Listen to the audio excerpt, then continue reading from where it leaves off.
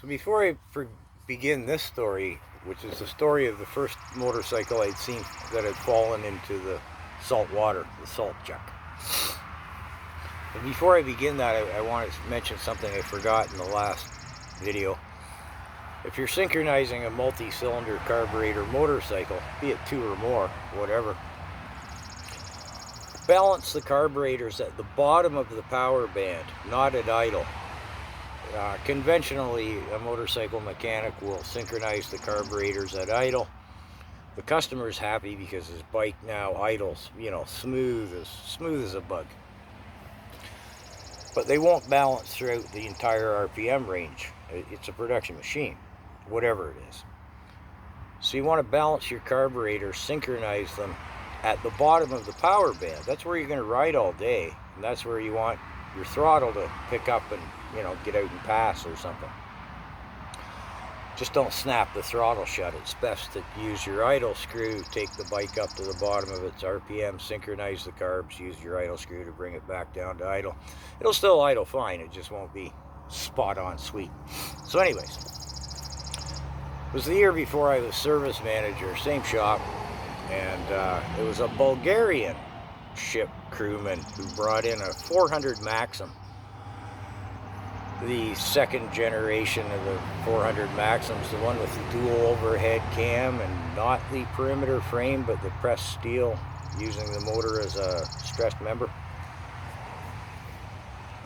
Anyways, he'd flopped off the same dock, off the side into about 3 feet of water. He had his buddies with him. I wasn't witness to it.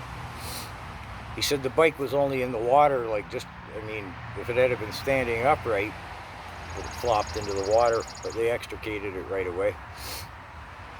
I didn't know any better. I was pretty green, and the bike shop was also a wrecking yard, so we had all kinds of parts. You turn the key on this thing, it would just be a light show, everything frying. So I cleaned out all of the, electrical contacts, and believe it or not, those bikes, and Harley guys used to do this all the time, your turn signals are timed for the automatic off through your ignition pulses.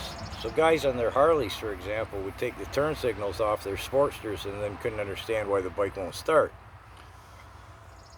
So anyways, I replace the fried components, I clean everything, I start the bike. Okay, it's good, right? Guy comes in on Friday to pick it up.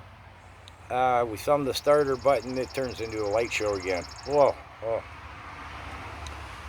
Did this like about 2-3 times before I finally, okay, wait a minute, right?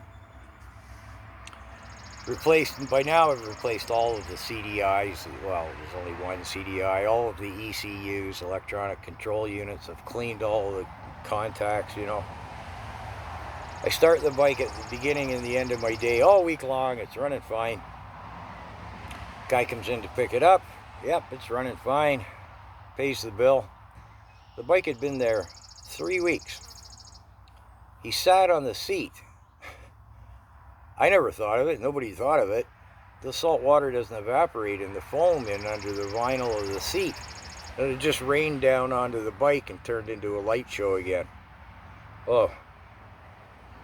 And I should mention too, even though the bike had just literally fallen off the side of the dock into 3 feet of water, that was enough hydraulic pressure, 3 feet of water, to permeate the fork seals.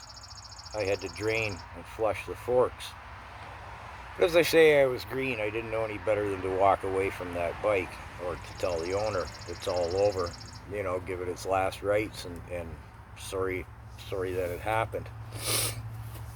So I know that's not a terribly interesting story, but the next one gets a little better.